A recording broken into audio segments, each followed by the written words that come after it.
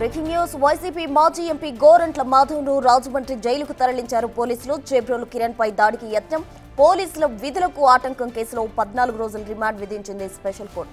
దాంతో గోరంట్లతో పాటు మరో 5 నిందితులను రాజమండ్రి జైలుకు తరలించారు.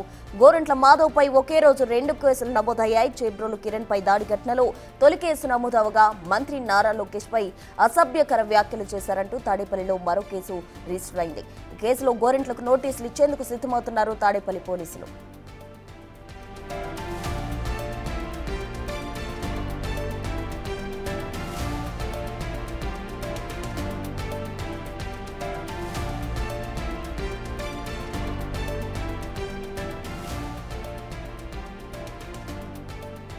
వైసీపీ మాజీ ఎంపీ గోరంట్ల మాధవ్ను రాజమండ్రి జైలుకు తరలించారు పోలీసులు. దీనికి సంబంధించి పూర్తి వివరాలు మా ప్రతినిధి సాయి శంకర్ అందిస్తారు. సాయి శంకర్,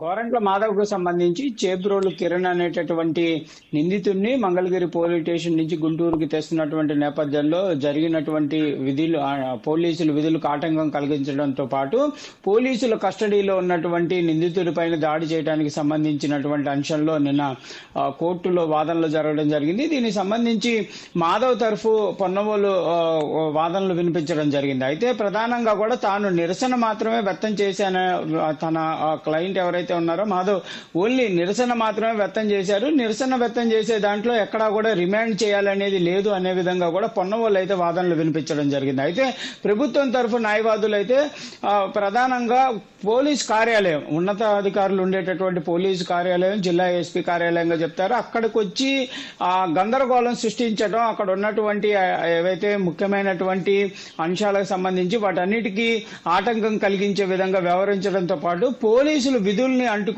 ఆటంకం కలిగిస్తే కంపల్సరీగా రిమాండ్ చేయొచ్చు అంటూ కూడా కొన్ని కేసులకు సంబంధించినటువంటి వివరాలను కూడా కోర్టు ముందు ఉంచడం జరిగింది. ఈ నేపథ్యంలో నిన్న మాధవ్ని 14 రోజులు రిమాండ్ చేస్తూ కూడా జడ్జిమెంట్ ఇవ్వడం జరిగింది. మాధవ్ తో పాటు అనుచరులు ఎవరైతే ఉన్నారో వాళ్ళందరూ 5 మొత్తం 6 14 రోజులు రిమాండ్ విధిస్తూ వాళ్ళందరినీ కూడా రాజమండ్రి సెంట్రల్ జైలుకి తరలించాలనే విధంగా కూడా కోర్టు ఆదేశాలు ఇవ్వడంతో మాధవ్ తో పాటు 5 అనుచరులు మాధవ్ మొత్తం 6 రాజమండ్రి సెంట్రల్ జైలుకి తరలించారు. అయితే ఈ కేసుతో పాటు తాడేపల్లిలో మరో కేసు కూడా నమోదవడం జరిగింది. లోకేష్ పైన అనుచిత వ్యాఖ్యలు చేస్తున్నారంటూ కూడా నాగేశ్వరరావు అనేటటువంటి తెలుగు యువతకు సంబంధించినటువంటి వ్యక్తి ఇచ్చినటువంటి ఫిర్యాదు ఆధారంగా తాడేపల్లి పోలీసులు అయితే ప్రస్తుతం కేసు నమోదు చేయడం జరిగింది.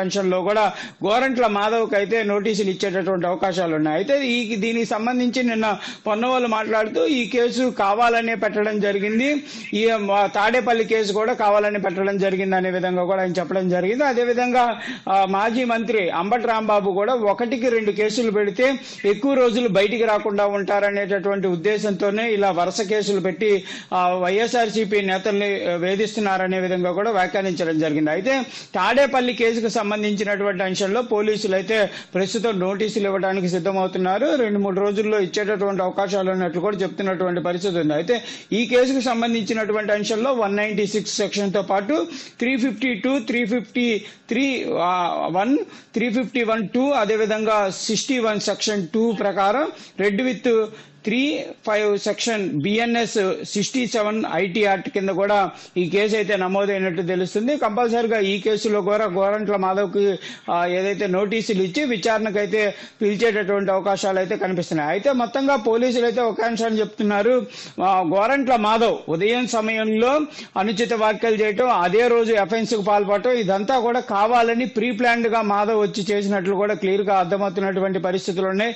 ఎందుకంటే అనంతపురం నుంచి అదే రోజు ఉదయం సమయంలో లోకేష్ పైన మాట్లాడటం, మళ్ళీ మధ్యాహ్నానికి పోలీసులు విధులకు ఆటంకం కలిగించడం, ఇలా కావాలనే ఇదంతా కూడా ప్రీ ప్లాన్డ్ గా చేశారు. కాబట్టి కంపల్సరీగా ఆయన పైన చట్టరీత్యా అయితే చర్యలు తీసుకునేటటువంటి అవకాశాలు ఉంటాయనే విధంగా కూడా చెప్తున్నటువంటి పరిస్థితి ఉంది. మరి చూడాలి ఈ కేసుకు సంబంధించి తాడేపల్లి పోలీసులు ఇచ్చినటువంటి ఎఫ్ఐఆర్ సంబంధించి ఎప్పుడు నోటీసులు ఇస్తారు ఏంటనేది కూడా చూడాలి. కాకపోతే ఈ 2-3 రోజుల్లోనే ఇచ్చేటటువంటి అవకాశాలు, విచారణకు పిలిచేటటువంటి అవకాశాలు అయితే స్పష్టంగా కనిపిస్తున్నాయి. దీంతో పాటు నిన్న కోర్టు ముందు కూడా ప్రభుత్వ తరఫు న్యాయవాదులు వాదిస్తూ కూడా గోరంట్ల మాధవ్ పైన ఈ 2 కేసులే కాదు, అంతకు ముందు 5 కేసుల్లో ఆయన నిందితుడిగా ఉన్నాడు. ఆ కేసులకు సంబంధించినటువంటి అంశాల్లో కూడా సరిగ్గా విచారణలకు హాజరైనటువంటి పరిస్థితి లేదనే విధంగా వివరించారు. మరి ఆ కేసులకు సంబంధించినటువంటి అంశాల్లో కూడా విచారణలకు పిలిచేటటువంటి అవకాశాలు ఉన్నట్లు కూడా స్పష్టంగా తెలుస్తుంది. ఏదైనప్పటికీ కేసులు ఆయన పైన ఇప్పటికైతే మొత్తం 7 కేసులు నమోదవడం జరిగింది. ఈ 7 కేసులకు సంబంధించినటువంటి అంశంలో